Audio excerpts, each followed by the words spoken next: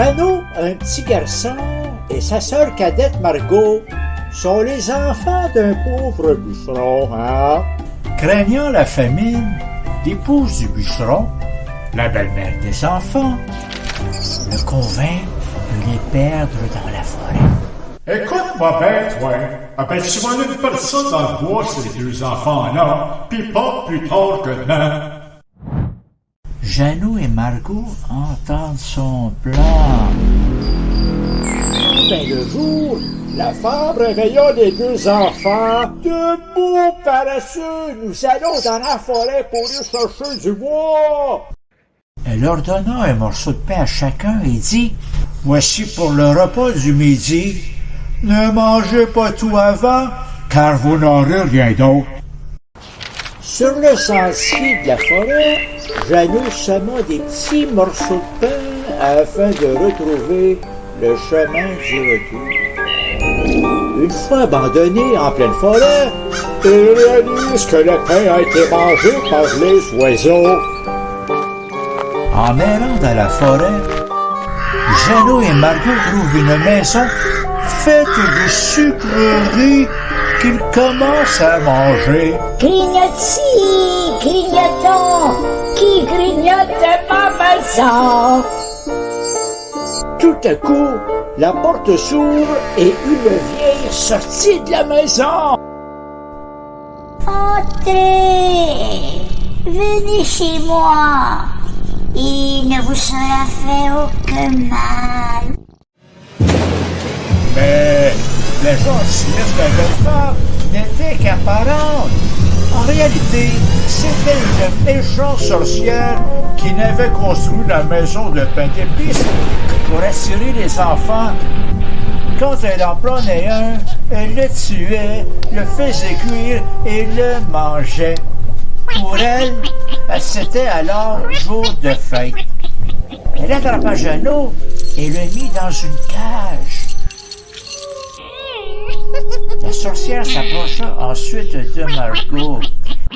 Va chercher de l'eau et prépare quelque chose de bon à manger pour ton frère. Il faut qu'il engraisse.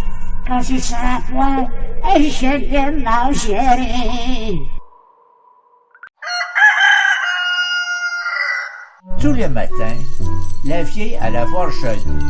Jeannot, dans tes doigts, que je vois si tu es déjà assez grand. Mais Jeannot tendait un petit os de poulet et la sorcière, qui avait des mauvais yeux, ne s'en rendait pas compte. Elle croyait que c'était vraiment le doigt de Jeannot et s'étonnait qu'il n'engraissait point. Quand 4 semaines furent passées et que l'enfant était toujours aussi maigre, elle perdit patience et décida de ne pas attendre plus longtemps pour le manger. Margot fut chargée de remplir la grande marmite d'eau et d'allumer le feu. Elle dit à Margot: Entre dans le four, voir s'il est prêt. Elle avait l'intention de fermer le four quand la petite y serait pour la faire rôtir. Elle voulait la manger elle aussi. Mais Margot devina son intention et dit: Je ne sais comment faire. Comment entre-t-on dans ce four? Petit-toi, dit la sorcière. le Dieu est assez grand. Moi, je pourrais y entrer moi-même. Elle y passa la tête. Alors, Margot la poussa vivement dans le four, claqua la porte et mit le vide. La sorcière se mit à hurler horriblement. Mais Margot s'en alla et cette épouvantable sorcière n'eut plus qu'à rôtir. Allons, nous sommes libres. La vieille sorcière est morte. Les enfants prennent les joyaux qui se trouvaient dans la maison de la sorcière, comprends-tu, et décident de rentrer chez eux. Ils retrouvent enfin leur père qu'ils embrassent. Celui-ci est veuf à présent, Les deux enfants lui montrent le trésor qu'ils ont pris à la sorcière et c'est la fin de leurs soucis.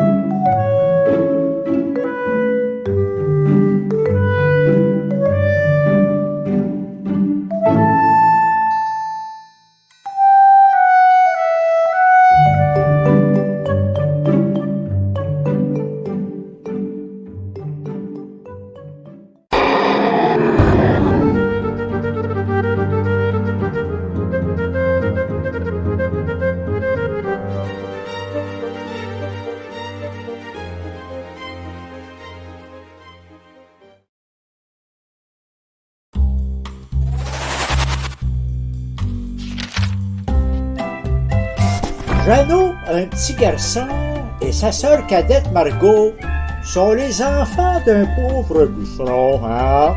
Craignant la famine, l'épouse du bûcheron, la belle-mère des enfants, le convainc de les perdre dans la forêt. Écoute-moi bien, toi. Aperçois une personne dans le bois, ces deux enfants-là, pis pas plus tard que demain. Jeannot et Margot entendent son plan. Ben le jour, la femme réveilla les deux enfants. Debout, paresseux, nous allons dans la forêt pour y chercher du bois. Elle leur donna un morceau de pain à chacun et dit, « Voici pour le repas du midi. Ne mangez pas tout avant, car vous n'aurez rien d'autre. » Sur le sentier de la forêt, Jeannot sema des petits morceaux de pain afin de retrouver le chemin du retour. Une fois abandonné en pleine forêt, il réalise que le pain a été mangé par les oiseaux. En errant dans la forêt, Jeannot et Margot trouvent une maison faite de sucreries qu'ils commencent à manger. Grignotis, grignotons, qui grignote ma maison? Tout à coup, la porte s'ouvre et une vieille sortit de la maison. Entrez, venez chez moi, il ne vous sera fait aucun mal. Mais la gentillesse de la jeune femme n'était qu'apparente. En réalité, c'était une méchante sorcière qui n'avait construit la maison de pain d'épices pour assurer les enfants. Quand elle en prenait un, elle le tuait, le faisait cuire et le mangeait. Pour elle, c'était alors jour de fête. Elle attrapa Jeannot et le mit dans une cage. La sorcière s'approcha ensuite de Margot. Va chercher de l'eau et prépare quelque chose de bon à manger pour ton frère. Il faut qu'il engraisse. Quand il sera point, je le mangerai. Tous les matins, la vieille alla voir Jeannot. Jeannot, dans tes doigts que je vois si tu es déjà assez grand.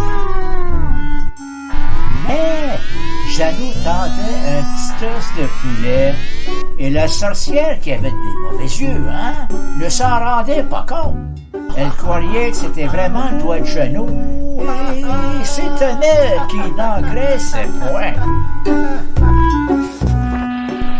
Quand 4 semaines furent passées et que l'enfant était toujours aussi maigre, elle perdit patience et décida de ne pas attendre plus longtemps pour le manger. Margot fut chargée de remplir la grande marmite d'eau et d'allumer le feu. Elle dit à Margot, « Entre dans le four, voir s'il est prêt. » Elle avait l'intention de fermer le four quand la petite y serait pour la faire rôtir. Elle voulait la manger elle aussi. Mais Margot devina son intention et dit, « comment faire? Comment entre-t-on dans ce four? Petit-toi, dit la sorcière. le Dieu est assez grand. Moi, je pourrais y entrer moi-même. Elle y passa la tête. Alors, Margot la poussa vivement dans le four, claqua la porte et mit le verrou. La sorcière se mit à hurler horriblement. Mais Margot s'en alla et cette épouvantable sorcière n'eut plus qu'à rôtir. Allons, nous sommes libres. La vieille sorcière est morte. Les enfants prennent les joyaux qui se trouvaient dans la maison de la sorcière, comprends-tu, et décident de rentrer chez eux. Ils retrouvent enfin leur père qu'ils embrassent. Celui-ci est veuf à présent, hein? Les deux enfants lui montrent le trésor qu'ils ont pris à la sorcière, et c'est la fin de leur souci.